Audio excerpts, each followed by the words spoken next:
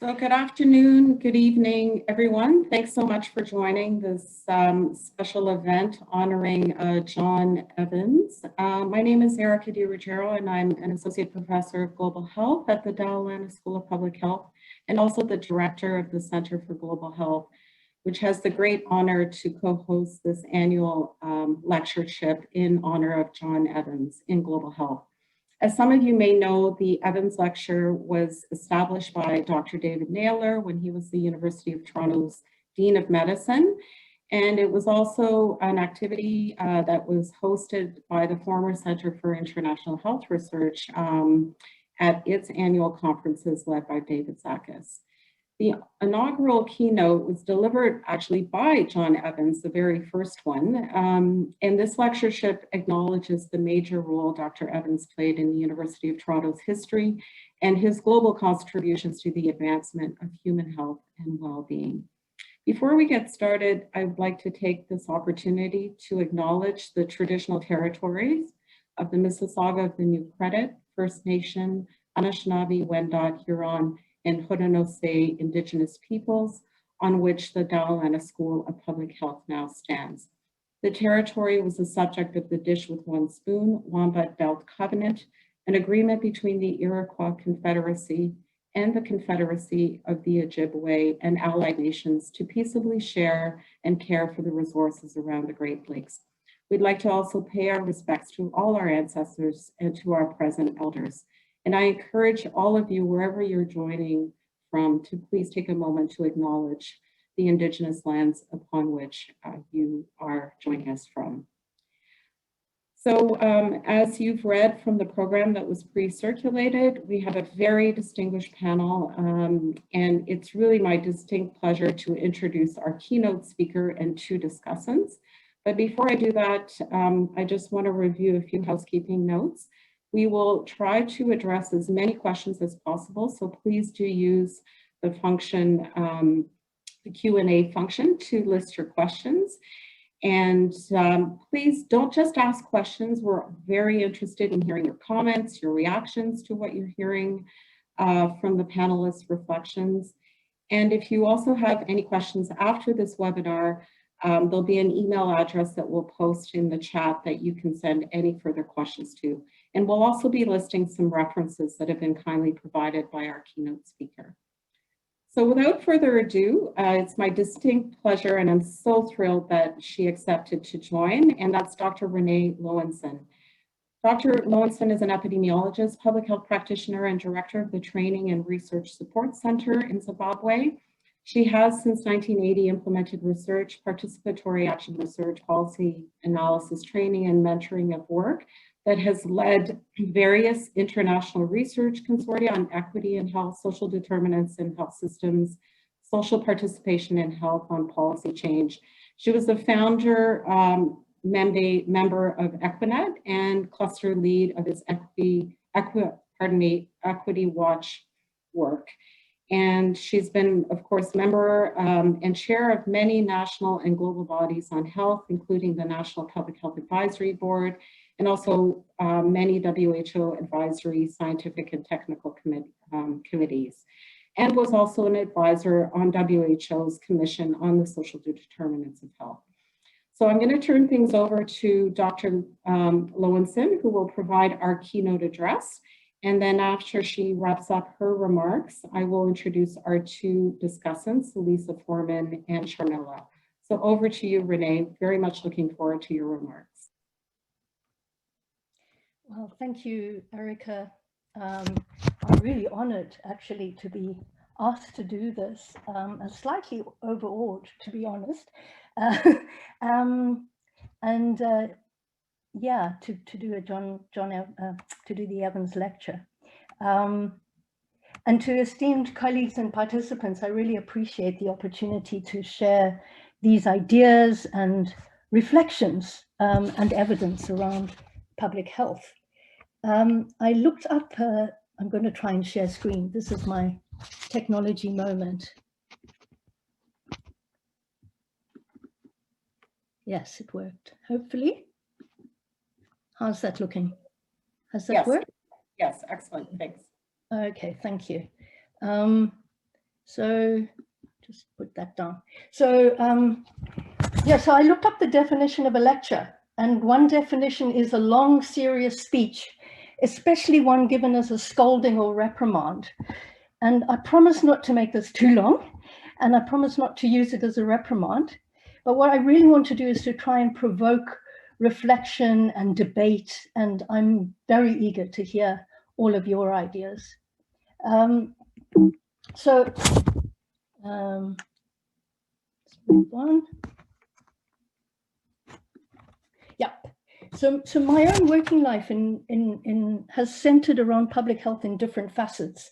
From primary healthcare work in Zimbabwe in the face of challenges from a neoliberal structural adjustment program, to work in trade union movements in Zimbabwe and continentally on linking occupational and public health in the face of a growing HIV pandemic, and then in Equinet and wider international consortia across different continents on equity and health and well-being.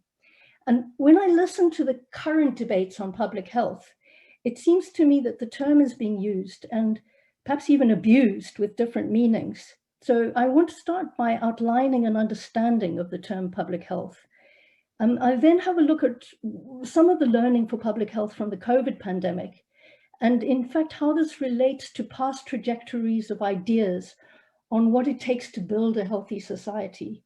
And then finally reflect on some turning points and choices, given the challenges we currently face, not only in relation to COVID.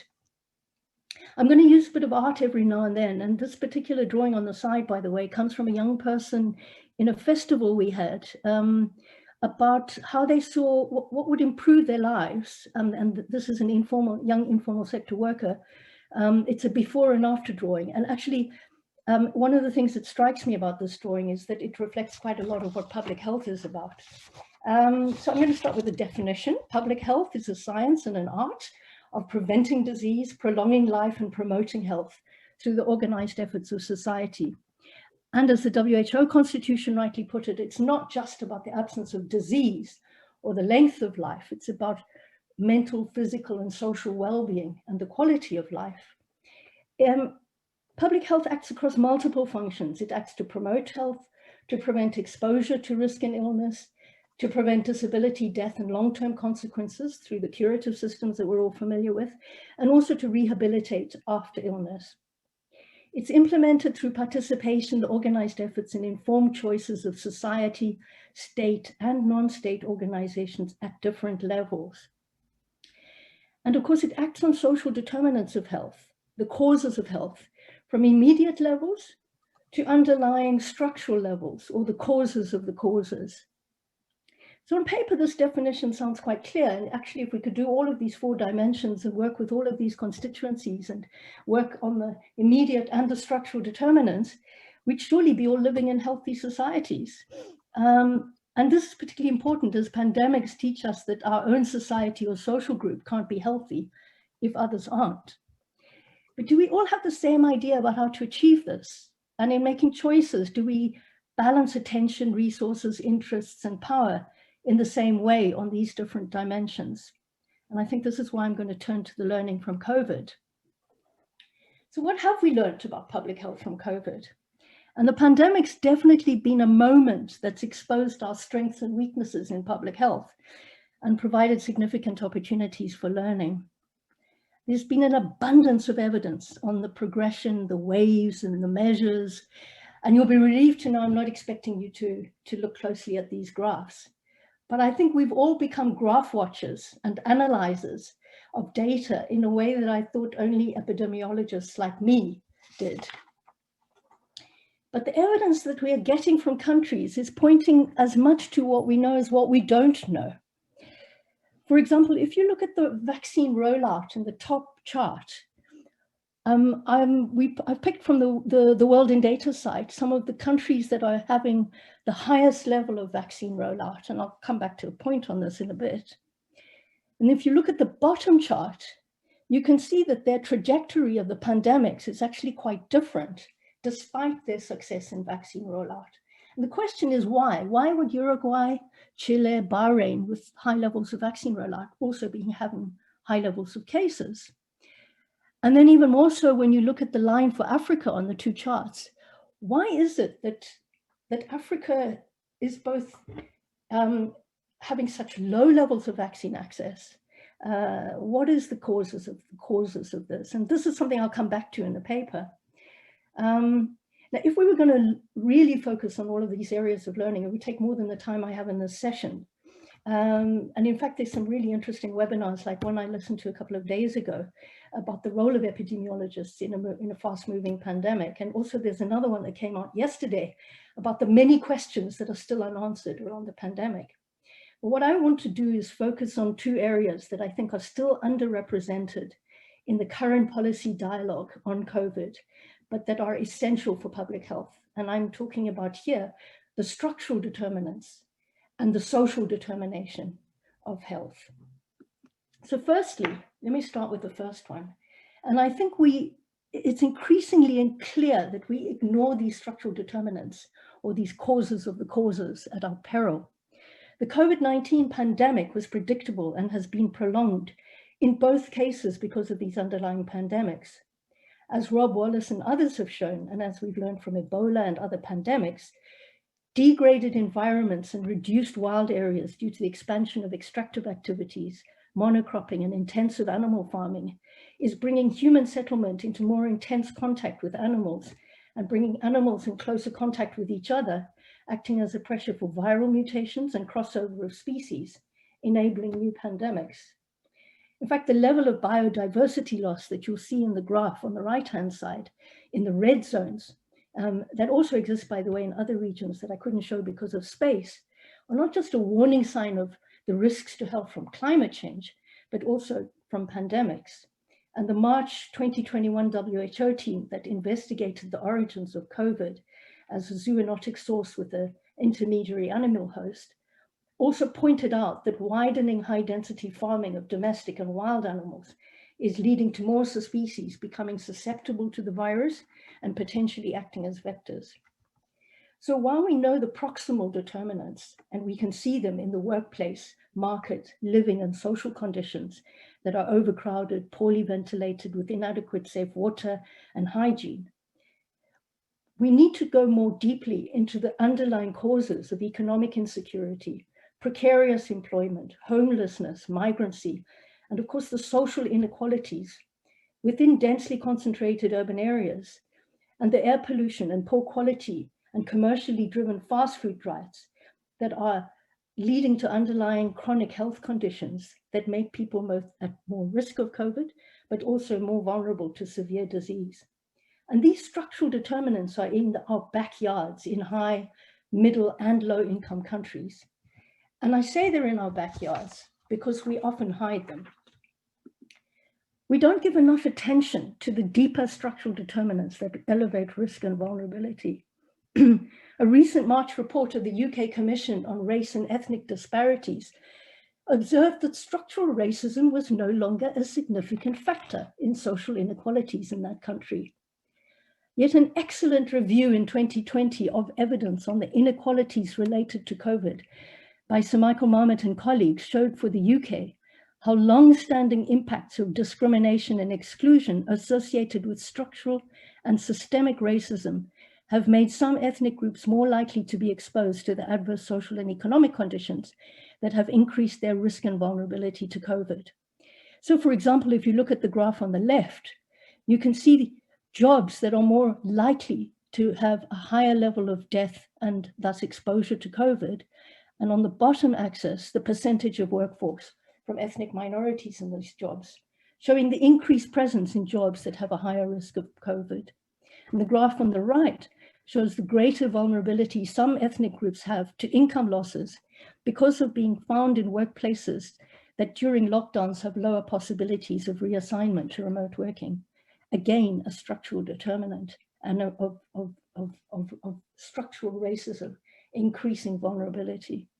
And this is very similar to evidence we found on how precarious workers face difficulties in protecting incomes or accessing social protection during lockdowns, or in other factors associated with health beyond COVID. And this is in the face of a global political economy that ILO noted in 2020 is generating growing and persistent social and economic inequality in the level, quality, and returns from employment within and across all countries.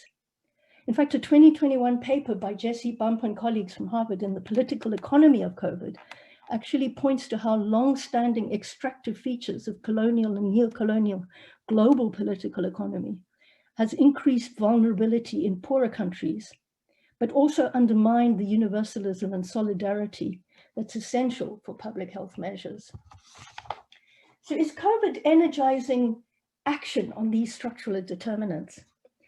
Well, when it first emerged, there was a fair amount of dialogue on social and economic risk and vulnerability because of the uncertainty in the public health community and the reliance on non-pharmaceutical prevention.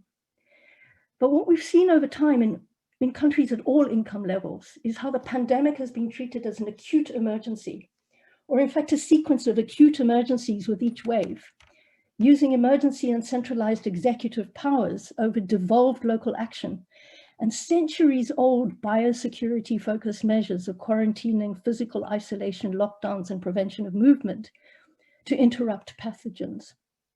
And when war narratives have been added to this, militaries have been sent into the community with limited communication with those affected, not paying attention to the feasibility or the health and social economic consequences of measures for already disadvantaged groups. And this has generated consequences that could have been forewarned, with significant losses in income and employment and increased gender violence, for example. So these biosecurity over-centralized approaches have not paid attention to underlying causes. And they've generated fear, anger, stigma, mistrust, and stress, all of which have undermined adherence to public health measures, including the latest vaccination measures. But I want to say that there have been contrasting experiences.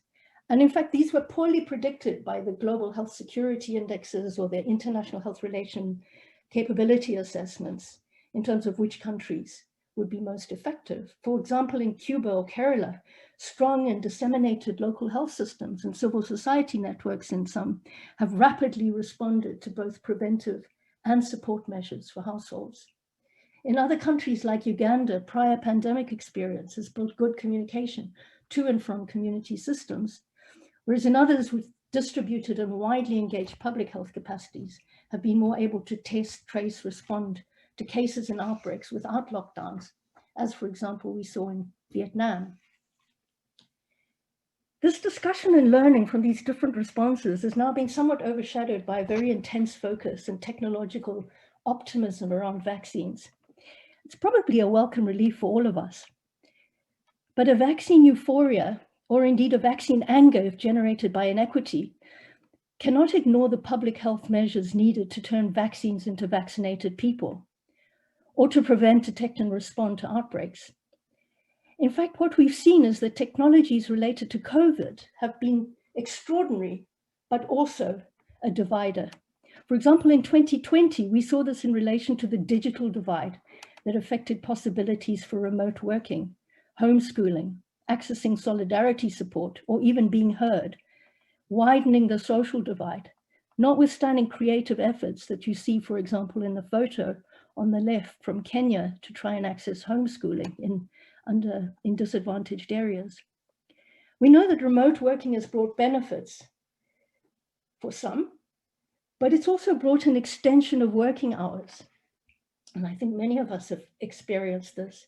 It's blurred the boundary between work and home life, potentially externalizing social costs of work in ways that further intensify employment and indeed gender inequalities.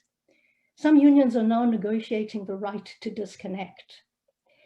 Digital measures have helped in surveillance, but they also raise the issue of rights to privacy, especially when large amounts of personal data are being stored by entities that are not under public control. And we've now seen the extraordinary rapid and technology advances in testing and vaccines and therapeutics and genomic tracking. But we've also seen the inequity in access, and the graph on the bottom shows in the first bar, the distribution of percentage of global population, and in the second, the percentage of doses of vaccine purchase.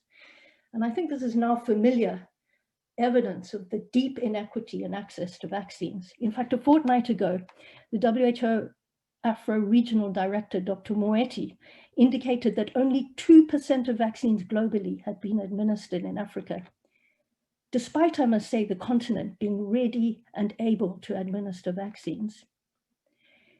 There's a consensus that production is a bottleneck to global access, but notwithstanding other barriers to production, a widely supported proposal for a time-limited TRIPS waiver of IP barriers to enable disseminated production of vaccines and other key health technologies has been resisted by a few largely high-income countries. So vaccine nationalism and protectionism and related commercial determinants continue to be structural determinants that mean that technology is being distributed by wealth and not in relation to health need. So I would say that while we have a significant body of knowledge on the causes of the health, the pandemic reinforces earlier findings, such as those quoted in the Pan American Health Organization Commission on Equity and Health Inequalities in the Americas, that we need to do more on the causes of the causes, that the media challenges we see are intertwined with these deep structural causes, and that they form structural barriers to both overcoming health inequalities and to meeting goals such as the Sustainable Development Goals. Clearly, as a public health community, we need to expose and address these, and I'll come back to this.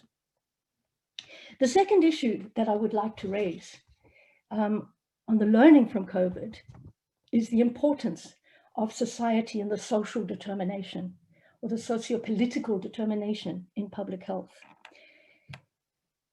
In fact, Marston and others have observed that pandemic responses have largely involved governments telling communities what to do, seemingly with minimal community input. Yet experiences from prior pandemics really tell us that the realities that we are dealing with in public health are best understood by the people who live in them. And that's why from Ebola in Sierra Leone and DRC, from HIV in Zimbabwe, from SARS in Hong Kong, we've seen the value of community inputs and civil society inputs to plans, to early case detection, to contact tracing, to reaching marginalized groups, overcoming stigma and misinformation, supporting uptake of public health measures, generating innovative actions. And we've seen it with COVID. We've certainly seen the assets that communities bring to public health. We've seen how communities have organized as citizen scientists and researchers to produce new technologies that are more locally produced, including masks, but also for ventilation. We've seen open source digital tools being developed for reporting to local authorities on problems, for sharing information about where to access particular technologies, or for communicating ways of accessing solidarity support. We've seen a significant organization of solidarity, such as in the picture of the Cape Town Action Networks in Cape Town, South Africa, for emergency transport, shelters, food relief, food, blankets, clothes, for migrant workers, for low-income households and vulnerable groups, short stay facilities and counseling for women and children affected by domestic violence and other social challenges raised by the pandemic. Whereas in the bottom left picture, we've seen how people in favelas have organized through community leaders to make a connection with political leaders and with professionals for emergency care or for telemedicine support to ill health. We've also seen how communities have acted on the collapse of supply chains generated by COVID to create a connection between those who need food and those who are producing food in local food supply chains that tell us something about the different underlying organization of how these food supply chains could be made in South Africa and India and elsewhere. And by cutting out the middlemen and linking the producers directly to communities, actually producing better returns for farmers and better quality foods for households. So these connections show us the kind of alternatives to these causes and causes of the causes that we could be doing in public health.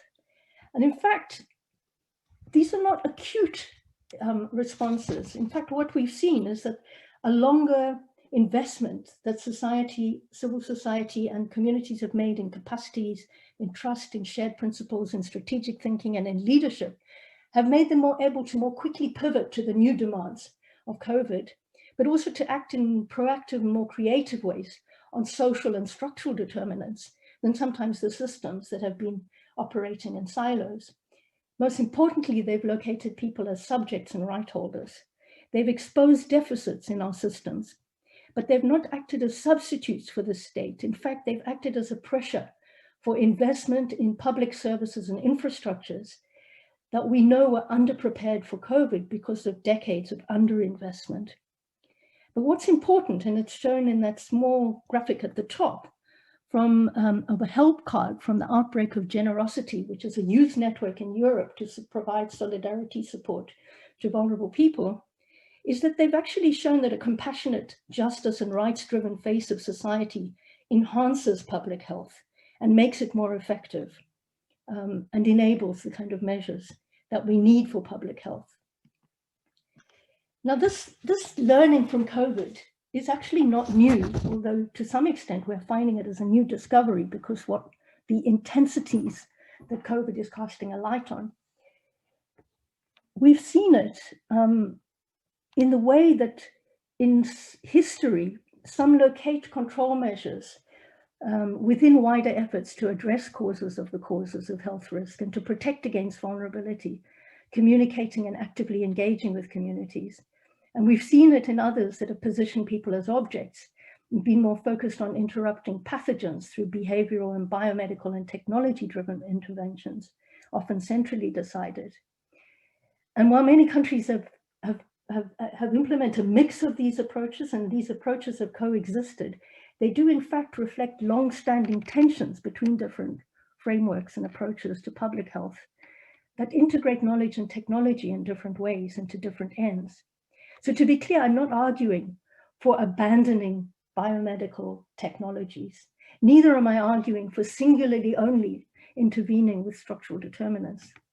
But what I am arguing is that one or other of these approaches have obtained dominance at different times in history, not just because of their inherent technical scientific validity, but because of ideas and agendas that have promoted this domination in the prevailing public health approach. Let me explain this, and I don't have time to go into detail on this, but there is a recent paper that's just been published today, actually, that I did with Eugenio Villar, Rama Baru, and Robert Martin, where we actually looked back and explored the paradigms for healthy societies, particularly post-primary healthcare, comprehensive primary healthcare in the 1970s, but also going back a little bit further and looking at this globally, but also in India, Latin America, and East and Southern Africa. And I welcome you to read the paper. And what this slide summarizes the to and fro of policy dominance that we found within the different regions and within the global level of different paradigms. On the one hand, a pathogenic biomedical paradigm that flourished in recent centuries with advances in scientific knowledge and medical technology, informing an optimistic expectation that would lead to the eradication of disease, and that in fact all we needed was economic growth and modernization to improve health. But equally long-standing, and particularly in the southern regions, we saw an understanding of the deeper social, ecological determinants of health, of values of reciprocity in Latin American, Asian, and African health systems, ideas of Ubuntu, buen vivir, etc. What we understood and what we saw from history was the way in which colonial imposition of Western pathogenic approaches and modernization approaches actually discounted and suppressed some of these broader lenses and replaced them with modernization approaches and public health acts that actually enabled authorities to forcefully segregate people, demolish infected places, and give limited attention to remedying the social conditions. This was ironic because at the same time, people like Virchow and Engels in Europe were arguing for structural socio-political determinants in a social medicine approach because of the Industrial Revolution and what it was showing on the structural causes of health. In the same way, the anti-colonial social justice, rights-driven movements that took place in the South and in some parts of the North pushed back on social medicine, socio-political activism, and a broader, more comprehensive framing of public health. And in fact, it was these innovations, innovations like that took place in grassroots community health movements in India and China and other places, in Allende's Chile, etc., that actually led WHO and then DG Houghton Mahler to recognize this new pressure for a more multidimensional bottom-up socio-political framing of public health that was reflected in Alma Ata comprehensive primary health care. But then along came debt, economic and oil crisis pretty immediately after Alma Ata, and it reinvigorated a biomedical focus and a Washington consensus that you needed a growing neoliberal economy for health, and that shifted attention to selective primary health care, more biomedical interventions, more cost-effective packages, and specific approaches for high mortality diseases, often backed by significant international resources. Nevertheless, the reality in the 2000s of declining public services, rising social inequality, economic insecurity, has again stimulated the reemergence of these movements of buen vivir and intercultural health in Latin America, rights and justice claims in global policies, whole of society, whole of government approaches, health in all policies, and new approaches on the commercial determinants of health through organizations like the People's Health Movement and others, the Shanghai Declaration of Global Health Leaders on collective action to address powerful commercial forces that work to counteract health. So we reach the tensions that we're at today with deeper holistic approaches seeking to combine ecological, social, and structural determinants to deal with climate change and planetary health on the one hand, and biosecurity, pathogenic, more biomedical, technological approaches to deal with global disease threats, such as pandemics. And this is indeed a deepening divergence that perhaps raises a choice for us at this time for public health, and a potential turning point for us in public health as to how we pursue these paths and which path we allow to dominate, or how we allow the coexistence between these different paradigms.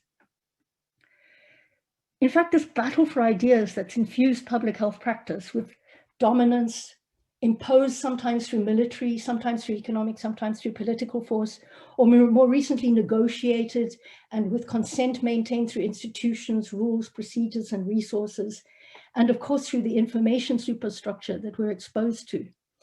And more recently, even as promoted by social actors and social movements, really talks to us about the fact that we need to look at the drivers of what dominates in public health and where we position on those drivers. The global challenges that we face imply that we cannot slip quietly into narrow approaches that place plasters on bleeding wounds. We need to have the widest debate on the public health that we take forward, including in society. But let me conclude with some suggestions on the implications from my lens. I think the first set of implications is about the choices we make for public health as a discipline. It starts with the way we think. We cannot reduce public health to biosecurity. We need to reclaim a comprehensive public health. We need a spectrum of public health knowledge and practice that exposes and acts, yes, on the proximal causes, but not just at that level. We must raise now and act on the structural determinants and the social determinations of inequities in risk, vulnerability, and well-being. And this includes the global and the commercial determinants.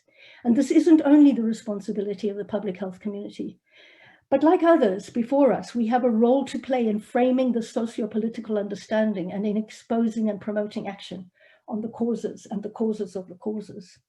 And this is a public health that's rooted in the public interest and the public. It means paying attention to the conditions that people see affecting their health, what's determining these conditions, and to implementing public health measures in a way that support health literacy, respect, and that resource social roles, and that build trust and combine stigma, and that build trust and that combat stigma, racism, and xenophobia. And this means drawing evidence from different disciplines and experience, including the lived experience of those on the front line of public health. It means law and practice that integrates and is vigilant of and accountable for the application of rights and principles, such as the UN Syracuse principles and UN rights frameworks that I hope Lisa might add further comment on. And we mustn't allow public health to become a silo for underfunded health promotion activities, nor a silo that absorbs all the available resources for biosecurity activities. Biomedical intervention belongs within a coherent and interacting spectrum of promotion, care, and protection systems that make up public health as a whole. And we have growing evidence on disease outcomes and deaths, and I think we've all been bombarded with this around COVID in the last year. But we also need public health to plan and measure and report its success in relation to cross-sectoral measures of progress we are making on closing inequalities, and of health and of well-being. And then finally, and here's another image, by the way, from young people in a youth festival on what they saw as important for improving their well-being in their lives. It captures actually quite a lot of these points. And one of the lessons from history that we've heard is that crisis and emergencies, while it may open a window of opportunity for change, it doesn't guarantee momentum for comprehensive approaches. Society does. And that means we have to operate in public health in a way that puts society at the center.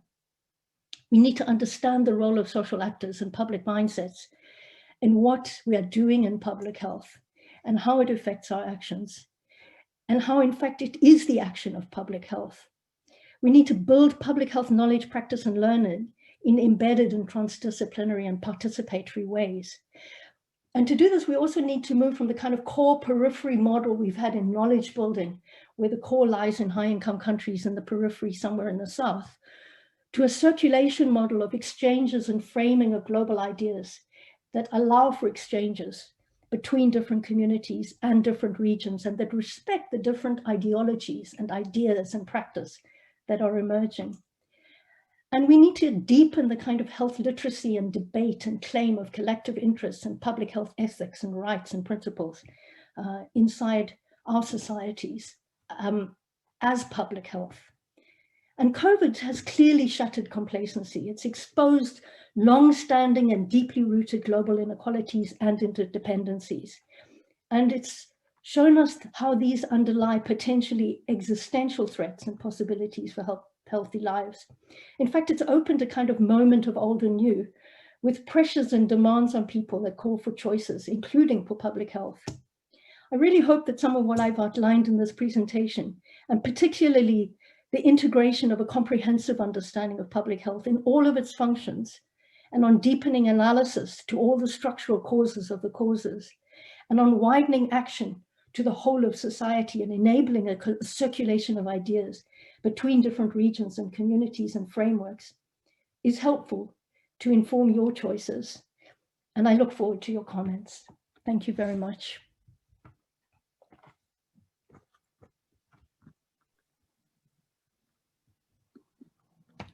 Thank you so much, Renee, for that incredible overview and so much information to boil down, and you've done it beautifully. And I really appreciated your reminder of what it really means to take a comprehensive public health approach rooted in structural determinants and social determination, and this call for whole of society cross-sectoral approaches that really engage all communities, many social actors. So thank you so much for kicking off what I know is going to be a very enriching discussion. So I'm going to turn now to introduce our two discussants, and Lisa and Sharmila. So Lisa is a Canada Research Chair in Human Rights and Global Health Equity and an Associate Professor at the School of Public Health and a very cherished colleague. She's an international human rights law scholar whose research explores how the right to health may contribute to advancing health equity, including in relations to access to medicines, universal health coverage, global health policy, pandemic responses, and COVID-19. She's also a member of the Global Health Law Consortium and also the Ontario COVID-19 Health System Response Bioethics Table.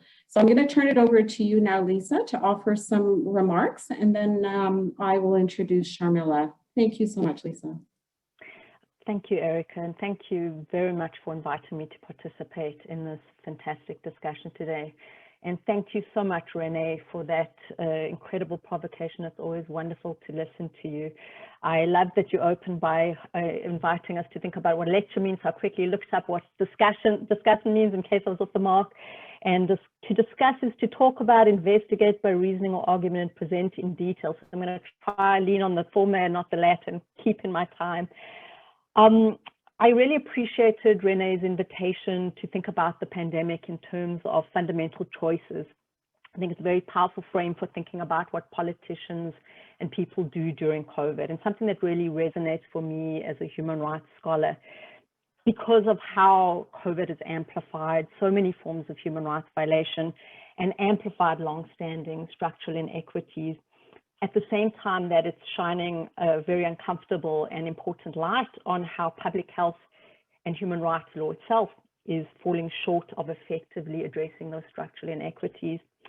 So in my remarks today, I'm going to touch on three main points that were sparked by Rene's provocation. The first is how COVID surfaces priorities that very poorly serve either public health or human rights. How COVID, secondly, exposes shortcomings and potential points of growth in both those paradigms.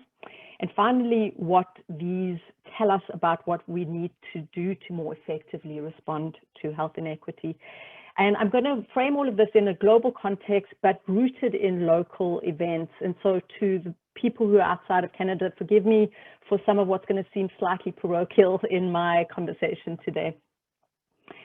So there's a long-standing precept in international human rights law about the capacity for crisis to provoke really significant change, where we've seen major shifts in human rights practice over time happening because of major system shocks, which have opened limited windows of opportunity to make systemic change.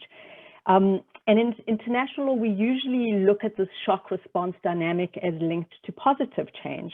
But it's equally clear that crisis-related change can go in the other direction too. And since the start of COVID, governments have used COVID as an excuse to grab power, to lift the rule of law, to crack down on political dissent, or to restrict rights in needless and illegitimate ways. A global study found that by November last year, more than 61% of all countries, and just take that number in, had implemented COVID measures that were concerning for democracy, from a democracy and human rights perspective, because they were disproportionate, illegal, indefinite, or unnecessary in relation to the health threat, which are the criteria in the Syracuse Principles on the Limitations of Rights, which Rene mentioned. So the possibility in a moment of crisis for human rights abuses is really great. But equally true in the public health realm is the less authoritarian but equally problematic alternative of reaching for criminal sanction instead of social support during a crisis. An instinct that goes against another foundational legal precept that sees health and human rights as absolutely indivisible and interrelated to each other. So that if you want good public health outcomes, you need strong human rights protections. And the truth of this has been underscored since the start of COVID. Effective COVID measures rely on public trust, and they rely on the existence of effective, accessible healthcare and effective social supports and protections to allow people to shelter in place or to be protected effectively from their daily risks of exposure. So the paradox of a human rights approach to public health crises is that even in times of crisis, and even if restrictions of human rights are warranted, it doesn't negate the imperative to still lean hard on social protection rather than criminal sanction. This was the essence of the original AIDS paradox that Michael Kirby famously articulated. And I think it's no coincidence that the AIDS pandemic is where the idea of the indivisibility of health and human rights emerged. Given how reflexively in that context, in that pandemic, governments adopted and continue to adopt criminal responses to HIV infection instead of human rights protections. So in Ontario, the provincial government under Ford last weekend announced that its response to Ontario's surging third wave was to enhance police powers instead of offering paid sick leave to essential workers. This exemplifies that reflexive instinct towards criminal sanction rather than protection. And I'm not suggesting that criminal law has no place in public health response, but it's not necessarily the right tool from a public health perspective to deal with disease outbreaks when people who are exposed or ill are going to work not because they're bad people, but because their choices are between staying home and paying rent, or staying home and eating, which is how the Ontario Science Table very plainly framed this choice earlier this week. And the inequity of those kinds of policy gaps is compounded by the populations that it primarily impacts.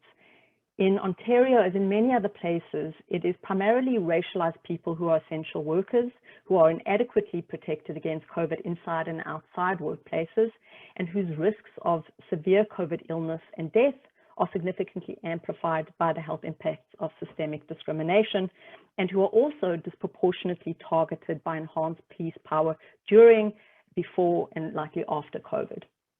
So it's a case study in many respects of a particularly insidious form of indirect discrimination, where policies which appear neutral at face value disproportionately impact the rights of people already subject to multiple forms of structural inequity in ways that manifestly undermine good public health outcomes. And this recent policy announcement in Ontario, I think, exemplifies how crises can provoke political responses that tend to blame and punish the infectious other, hoard critical resources, and exacerbate structural inequities. And these baser instincts are perhaps less an aberration of pandemics than a feature. Historians of pandemics suggest that pandemics are events that tend to interrogate the foundations of society, our social codes and behavioral norms, which is how Frank Kiemer and Turek, two COVID historians, put it. And it's a similar idea to the sociological concept of crises acting as breaching experience, kind of like the apple cart being upset, where disruptions to the normal social order allow us to see its rules more clearly. Inequitable policy responses to COVID make it imperative not only to ground public health responses in human rights, but to push human rights protections themselves to more effectively respond to the structural dimensions of these inequities. And there are two areas of actual and potential evolution in human rights that I think speak very clearly to this need. The first is the fact that human rights law is finally incorporating in very significant ways the insights of intersectionality. Kimberly Crenshaw's groundbreaking theoretical proposition, longstanding proposition, that discrimination is poorly conceptualized or addressed without understanding that it doesn't operate on single tracks for many people, and that when one form of discrimination accompanies another, its impacts are not just additive, they're deeply compounding. So that if legal protections focused on instances of discrimination don't consider those overlaps, they not only fail to see the scale and intensity of the harm that that kind of discrimination causes, but they also fail to see the structural power asymmetries that sustain and exacerbate them. So it's really exciting from a legal perspective and a justice perspective at a time when critiques of international law's blindness to structural inequity and power differentials are dominant, to see intersectionality very firmly entering the lexicon and the metrics of human rights laws at various levels. A while back, UN committee started incorporating intersectionality into the interpretations of sexual and reproductive health rights, because of how frequently it was a fact pattern to see horrific human rights violations in healthcare settings involving women who were racialized and poor. And this was the case for Joyce Echaquan in Canada, for Elaine de Silva Pimentel in Brazil, and Silva Nalabua in Uganda, all of whom died in hospitals in shocking ways because of how lethally gender inequity intersected with racism and classism.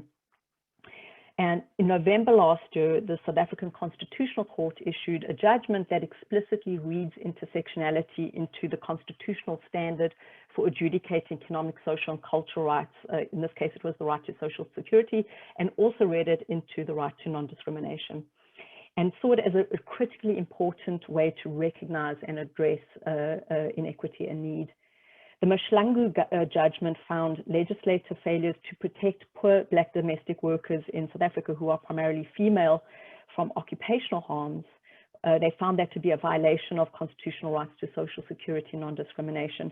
And the court was explicit that adopting intersectionality as an interpretive criteria for interpreting domestic rights would enable courts to consider the social structures that shape the experience of marginalized people, and would reveal how individual experiences vary according to multiple combinations of privilege, power, and vulnerability as structural elements of discrimination. And I think this is a quantum leap forward for human rights laws that focuses judicial and political attention on systemic structures and on privilege and power. And I think it's very meaningful that this decision came from the South African Constitutional Court, which is extremely influential globally, and what it does and how it interprets rights is often taken up by other courts and at the UN. And the Mashlangu judgment was not explicitly provoked by COVID, but I think it's very unlikely to be a coincidence that it happened alongside COVID, given the extent to which structural inequities are so sharply animated in the pandemic. The second evolutionary pressure comes in how human rights address questions of individual duties and collective solidarity.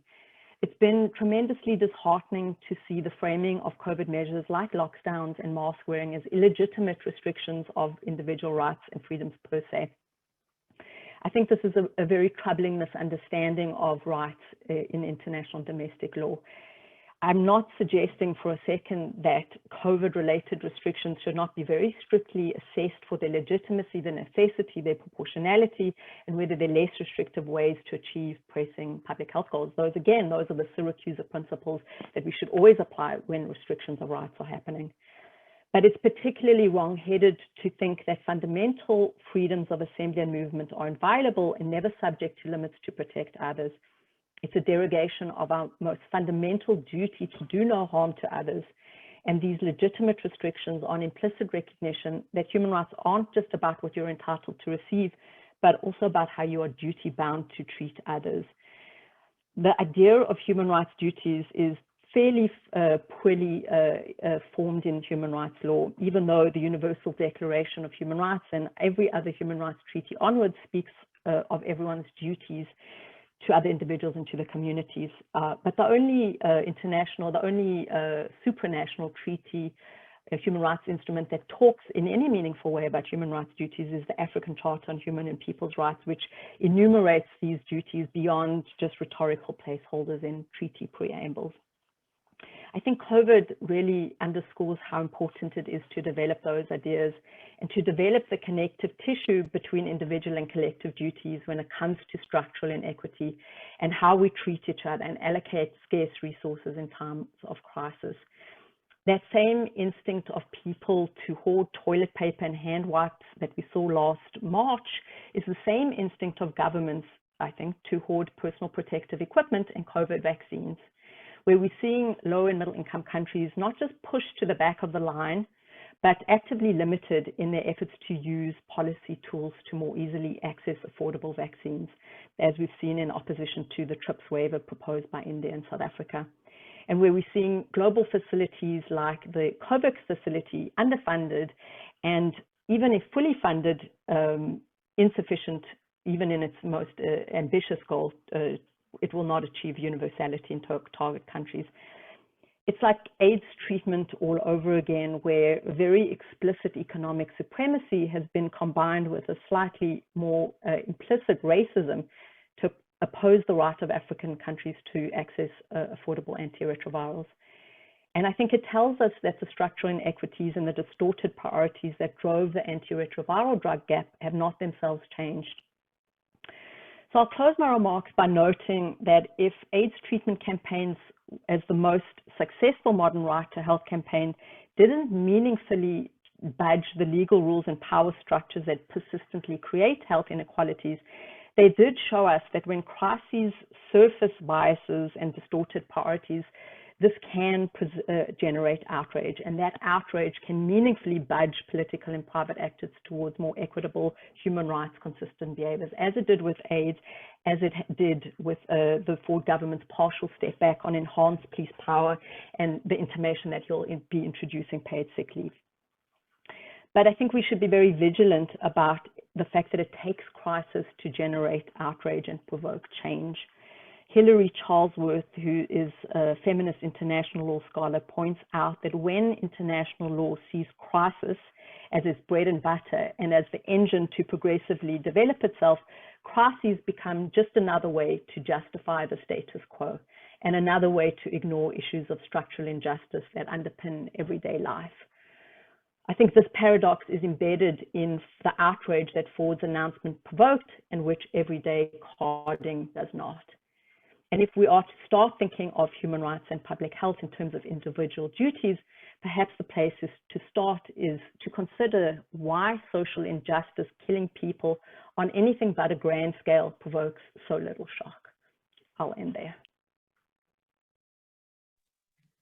Thank you so much, Lisa, for that excellent analysis, and I really appreciated your critical reflection on some of the paradoxes that are inherent in the law and some of the promising opportunities for taking intersectional approaches and approaches between the law and social justice, and what crises really actually can help provoke to advance thinking of our rather status quo establishments, including the law, but not only limited to that. And so thank you. I'm going to now introduce Sharmila Matre, and it's my distinct pleasure to introduce Sharmila. Sharmila is now working with the Open Society Public Health Program and has been there since July 2016. This is a global program that supports work to make health a public good and inclusive of the most vulnerable populations of society. She brings to that role her expertise in health systems and policy research in low and middle income country, acquired over 20 years leading, designing, and managing multi-sectoral health programs with government, donor, and civil society collaborators in sub-Saharan Africa, South Asia, and Latin America. And for the Canadians in the audience, prior to joining the Open Society, Sharmila worked at Canada's International Development Research Centre for over a decade, where she headed the Governance for Equity in Health Systems program. She's also a current board member of the British Medical Journal for Global Health. And just final shout out, she is one of the Dalhousie School of Public Health alumni. She holds a PhD in health services research from the Institute of Health Policy Management and Evaluation. So warm welcome, Sharmila, and over to you for your remarks. Thank you very much, Erica. As I knew, I'm incredibly privileged and awe of the speakers that I'm on the panel with. So thank you both, Rene and Lisa. I'm going to focus my remarks in two parts. First, why I'm honored to be part of the John Evans Lectureship, and really the second part is to fulfill my role as a discussant and raise questions to kick off our discussion. It's a real honor to be part of the John Evans Lectureship as an admirer of Dr. John Evans and also as a graduate of the University of Toronto. I want to use this opportunity to give a shout out to my academic supervisor, Dr. Reza Deber, for teaching me the importance of critical thinking, rigor, and being generous with one's knowledge. In addition to being invited to my alma mater, it's a privilege that I'm part of the John Evans Lectureship, as Dr. Evans is a visionary leader in health systems and global health, among many other arenas. In the few conversations I was privileged to have with Dr. Evans, I vividly recall his sharp critical mind and his modesty, despite all who he was. And in speaking with him, I had this feeling that I was speaking to one of the greats, along with a total disbelief that the John Evans had taken the time to speak to a graduate student. It's also befitting, and just listening to Rene, that she is giving this lecture on two counts. First, Dr. Evans was dedicated to education for change. Rene Loewenson, an activist and a trained academic, is an exemplar of how one uses the privilege of education to make a difference in the world. As a funder, I have seen Rene and her network, Equinet, mobilizing communities to have a say in local, national, and global policies and practices that have impacted their lives. I've also seen her work on shifting minds and hearts of health and finance ministers, so that at the WHO Assembly, African ministers can articulate the case for more resources for their citizens and bring to the table the knowledge and expertise of Africans. The second reason that is befitting that Rene is giving this lecture is in 2021, she is reminding us that as public health advocates, it would be negligent on our part to ignore the structural determinants of health. 34 years ago, Dr. John Evans in 1987 did the same thing as the chair for the panel on the health goals for Ontario, where he clearly advocated that if Ontarians are to be healthy, the medicine and healthcare services are insufficient for health and well-being. So thank you, Erica and organizers, for the invitation. My comments today are reflective of the work of colleagues and groups we support at the Public Health Program at the Open Society Foundations. As Erica mentioned, the Open Society Public Health Program focuses on the political and structural determinants of health that Rene has spoken so eloquently about. I'm also proud to say that Equinet is a grantee of the Open Society Foundation. So what is the urgency of this moment? And as part of Rene's presentation, the title of our presentation, what are the fundamental choices as public health advocates do we need to make? Public health is more than addressing the pandemic, but how can we not get overshadowed or get caught up in the urgency of vaccination and COVID as public health? Before I begin to unpack this, I want to acknowledge my privilege on talking about global health. I'm sitting in New York City, working with a US philanthropy, and I hope you fellow Canadians recognize my Canadian accent. I was born in India, but educated in Canada and holding a Canadian passport. And in the time of COVID, fully vaccinated as of this past Sunday.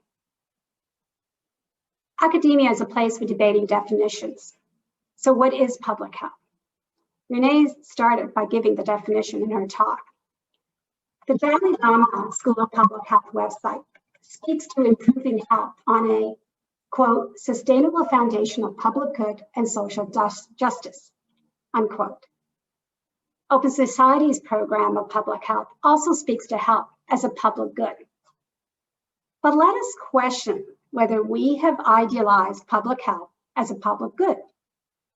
This is what this moment, the COVID era, has called on us to do, to question. Health as a public good is and can be powerful in creating healthy societies. But what we have seen, and not just in this moment, is that public health is also the terrain of profiteering. It is a place of monopolization of science and knowledge by big pharma.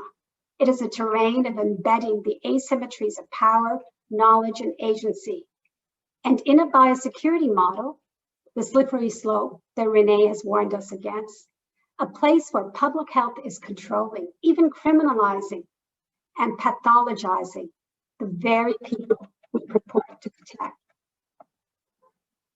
So to ensure that health is a public good, COVID requires us to question the elements of health and health systems: financing, governance, and delivery. I'm going to stick to financing and governance in the interest of time. And continuing in my questioning mode as my role of a discussant, I want to ask, have the current financing models that global health has established given us the just and equitable society that we aspire for?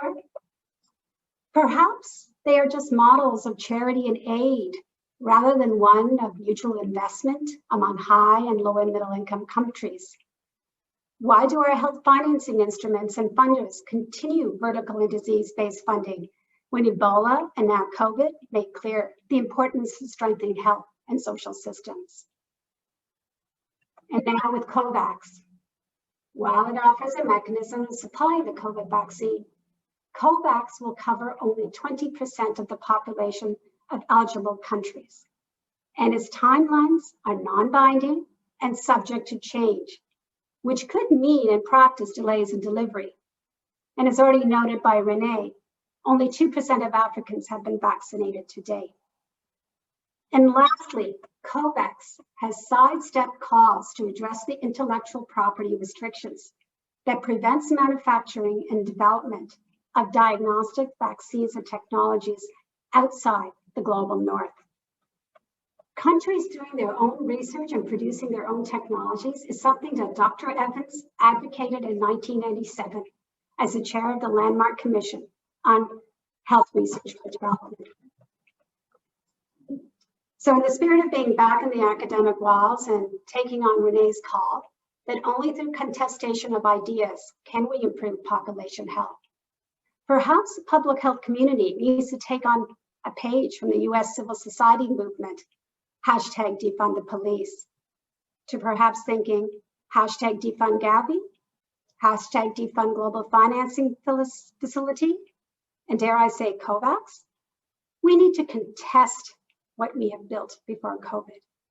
As we know, it continues to fail the most marginalized, and even those countries with universal health care systems. So let me go on to the next element, governance. Governance, in short, refers to institutions, process, and traditions that determine how power is exercised, how decisions are taken, and how citizens have their say. COVID has really revealed the stark asymmetries of power, where racialized communities are bearing both the health and economic impact of this pandemic. This is a call for better governance, a redistribution of power. So to redistribute power, we need to explicitly identify the systems of power. Racism and the legacy of colonialism are systems of power that have historically and continue today to structure systems of health financing, governance, and delivery, and continue to deliver inequitable health and social outcomes. I'm not saying all of our systems are bad. I am saying that the present political moment in COVID requires the field of public health to lift, explicitly name, and address the system of power in how we work and what we work on. We need to reimagine public health through explicit understanding of racial and gendered hierarchies that intersects with the social determinants of class, caste, education, age, ability, and geography, to name a few. We will not be able to address COVID or be ready for future pandemics or ever achieve health for all as envisioned by the Declaration of Alma-Ata without a deep examination of the racialized and gendered power systems that global health is complicit in supporting.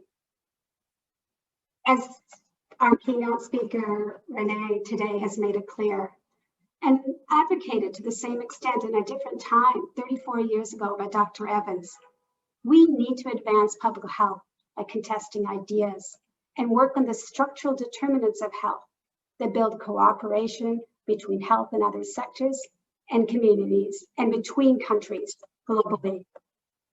It really is advice we can no longer ignore if public health truly wants to take leadership in rebuilding an open, just, and caring society. But I am worried as I see us doing more of the same and missing the opportunity to reimagine. The choice is ours. Thank you, Erica. Thank you so much, Sharmila, for those provocative statements and ideas for hashtags, but also really just causing public health to reflect on itself and to not be co-opted by the status quo, and to really reframe the agenda by interrogating our financing models, our way of governing, the power asymmetries. So thank you so much. I'd like to invite Rene, Lisa to now join. And we've got a number of questions percolating. And so I will perhaps just start off with one and reward the person who actually asked the first question. And I will leave it to you to decide who would like to take this one. So one of our participants asks, what are the possibilities for dealing with the causes of new zoonosis? Should we start discussing our diets globally? Or maybe are there other ways to think about how we will contend with the next pandemic, because we know this is not the last one. Rene, is there, do you have any reflections, or anyone else?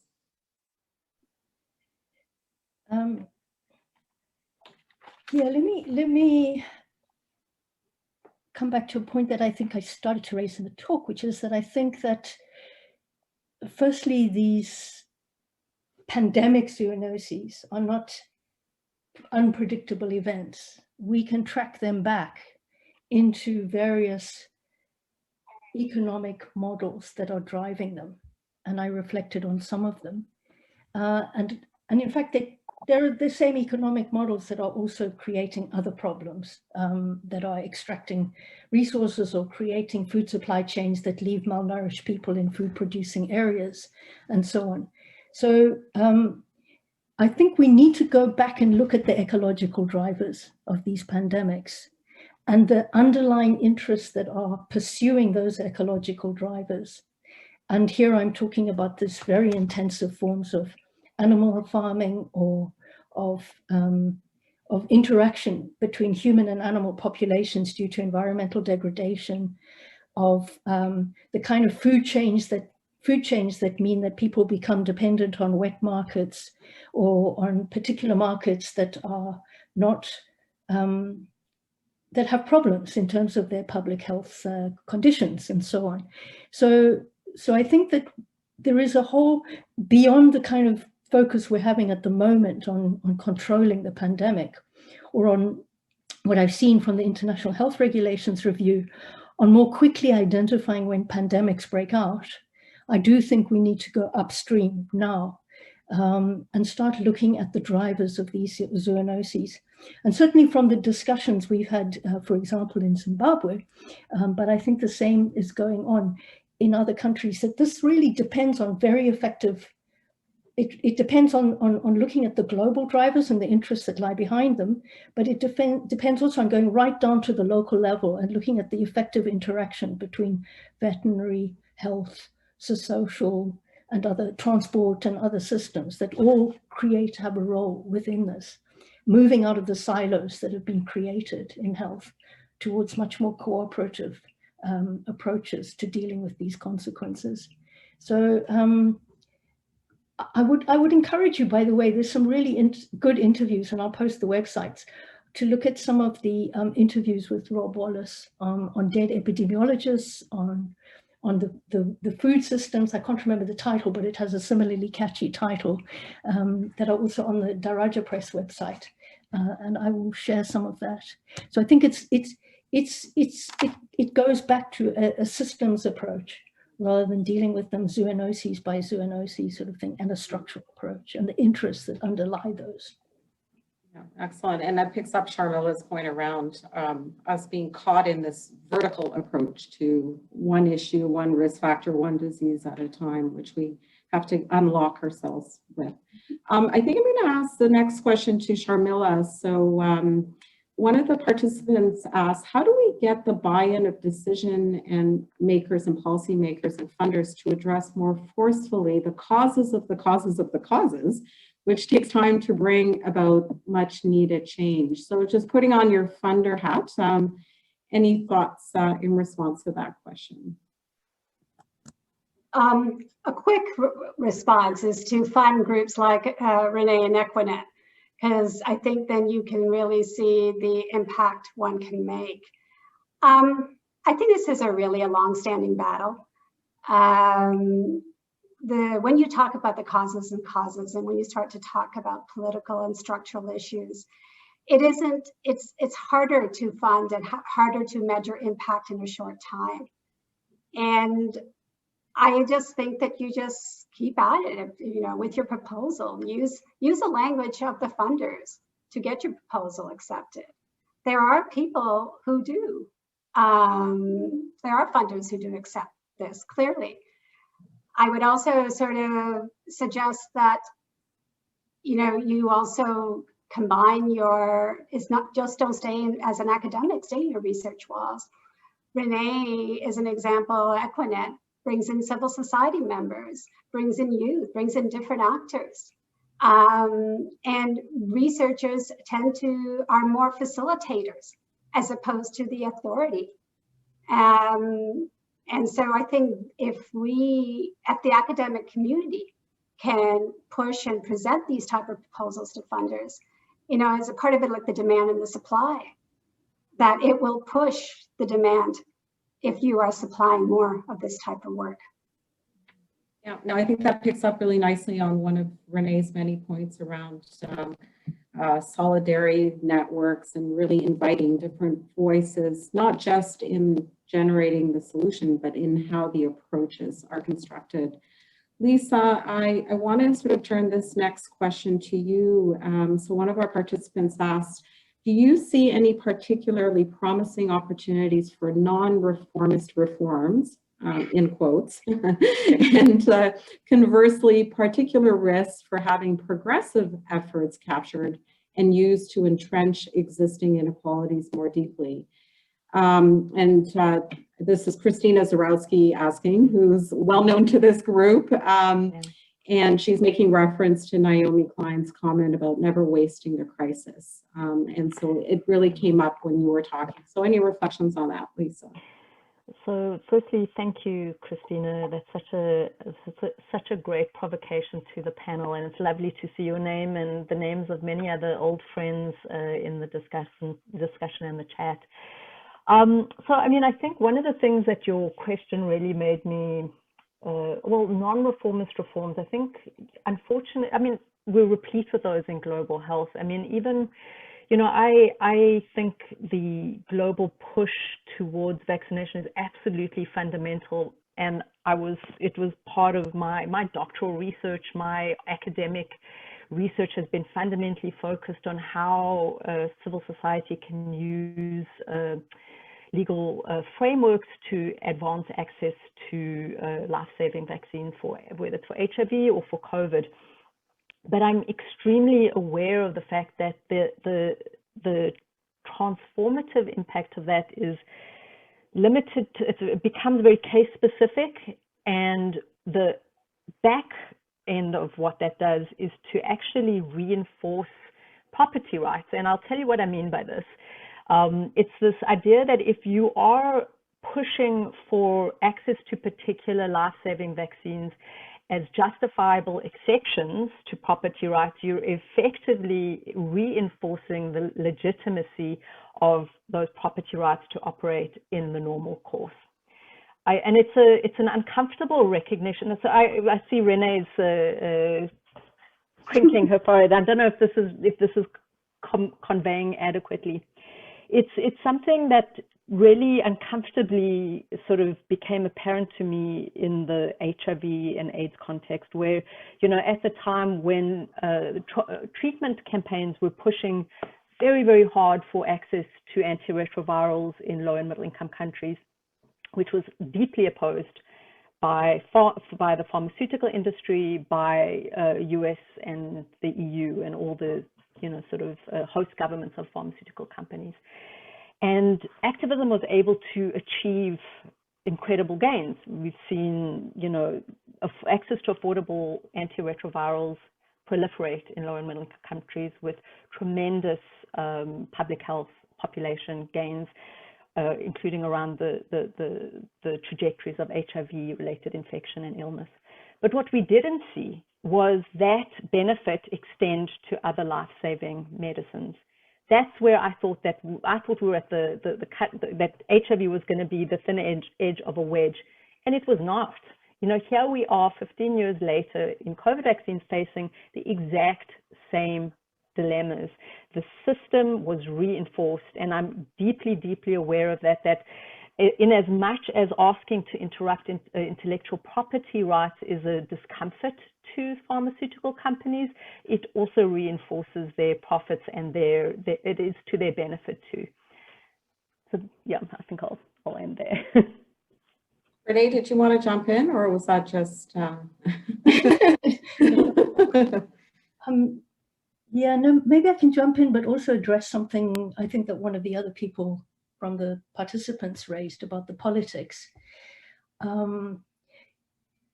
I think there's a lot, and also somebody raised something about how HIV or how COVID moved. I think there's a lot to learn from HIV in that we saw HIV coming in through more mobile, often wealthier groups, etc. But where it is now, as a syndemic, as an endemic problem, is that it is largely spreading through disadvantaged communities and in more vulnerable settings and so on. And if you read the latest UN AIDS strategy, the main point they make is that the biggest problem with implementing what we know is the inequality that exists, and that inequality tracks back to the structural causes, and that here we are talking again about structural causes and not doing anything about them, kind of thing.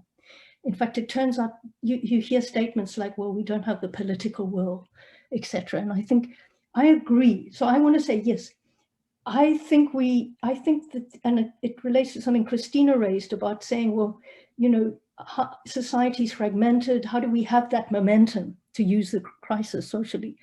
When we look back over history, what you see is this kind of movement and in different places and in different parts, but that gets dominated by a global discourse that discounts it. So one of my points is that we need to raise and elevate where things are happening. And I think they are indeed happening in some parts of the world and in some communities. And we need to make that much more visible so that people do not feel alone or isolated, that there's common cause in some of these processes. But secondly, I would say that the structural issues around HIV, for example, around things like we no longer just want to be accessing these vaccines, we actually want to produce them, were things that we've been raising in the region for over 15 years. But the political interest wasn't there because our public sectors found it cheaper to buy them through international aid from global funds. A point I think that Sharmila makes about when is global funding helping or disabling a really deeper attack on these structural determinants. I'm not suggesting, by the way, that I don't know, we need to have a debate about defunding COVAX, but I do think we need to look at where these global funds are actually creating resource flows that move us in a particular direction. So what I think is when we look at the political interests, we need to have a very clear eye on our public sectors and what's happened to them. And that's why I kept talking about these structural determinants, because I think we've seen our public health agencies being restructured. We've seen defunding. We've seen the labor within both public health, but generally becoming more and more precarious, less and less able to take a stand, etc. We've seen our states becoming more linked to private arrangements and commercialized, etc. And all of these are also coming from economic drivers that are transforming our politics. So I see our social determination, our political determination as very deeply embedded with the structural determination. And I think we should be optimistic that in fact there is a demand for a TRIPS waiver that 100 countries have signed on to. And I see recently that even people from the US Congress are now promoting that the US should take this up, that we are talking about the global profits of multinationals and where they should go and how they should be assigned, etc. That there is some movements going on around these public spaces. And I think that the public health community must provide the evidence to support these kind of processes and to bring the health arguments to them. We may not always be the lead, but we must be involved in these processes. Mm-hmm. Sharmila, did you want to add something? I did. It's sort of hard to ignore Christine Zarowski question, but I just wanted to build on the political determinants angle that Rene was talking about. And just to say that there is a possibility. Some of the work that Open Society Foundation has been supporting is actually building manufacturing in Africa, in Senegal, using sort of the investment funds. And this is really important because apparently, according to data, 1% of vaccines given in Africa is made in Africa. And I think in terms of sort of sustainability, and if we talk about addressing the legacy of colonization and addressing the asymmetries of knowledge and agency, we can do this. This is possible. It is starting. And I also want to say, to give people hope, there are spaces. I think there is a lot of pressure being put on the Biden-Harris administration to make sure that the US dollars it will go to build and support manufacturing of DBTs, and also just to build the agencies of countries on the ground, as opposed to really supporting big pharma. Yeah, so we just have a few more minutes, and but I appreciate that many of the comments that in response to the last few questions have actually picked up on some of the themes, that intersection between the political determinants and the commercial determinants of health. We also, I think, public health officials are being increasingly co-opted and no longer have that kind of an independence to speak freely, because they are part of some of the state authorities that are imposing inequitable solutions during COVID, as Lisa's examples have beautifully illustrated about what's happening in our own backyard. And so I just, we have 2 more minutes, so I just want to invite our panelists to offer any last reflections or comments before we bring this fantastic session to a close, which deeply saddens me because I could spend all afternoon and evening with you, but I do not also want to propagate Zoom fatigue. So any last comments? And maybe I can start with Sharmila and work our way in the opposite order. Any last reflections, Sharmila, then Lisa, and then Rene. I'll give you the last word. I'm going to give the floor to Rene. And just a big thank you. Well, Lisa, any comments or any last thoughts? I can't say no to being asked to share. I'll just say one quick thing. There's so much that I'm going to be grappling with here, but I feel like, sort of the tension between what moves us forward and what actually keeps us stuck is such a fundamental one, and kind of what is naive and ridiculous, and what is actually, what is naive, what is transformative, what is pragmatic, and what is actually something that sustains the status quo. I'll leave it there. Rene, I'll just give you the last word, and with a huge thanks to all of you for your tremendous contributions.